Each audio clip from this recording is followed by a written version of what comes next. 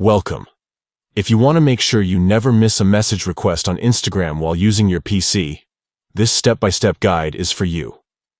With the latest Instagram update, enabling notifications for message requests is simple, and you can do it right from your desktop.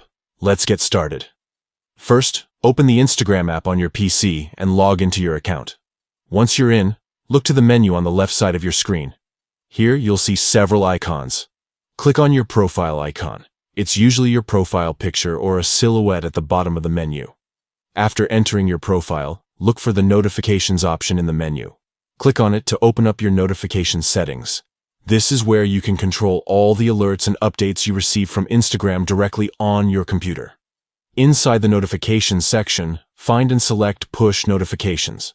This area allows you to customize exactly which types of alerts will pop up on your desktop, so you never miss anything important. Now, scroll down until you see the section labeled Message Requests. This is the setting that controls whether you'll get notified when someone sends you a message request. To make sure you receive these alerts, simply choose the On option. With this setting activated, you'll start getting notifications every time a new message request comes in, helping you stay connected and never miss a potential conversation. And that's it.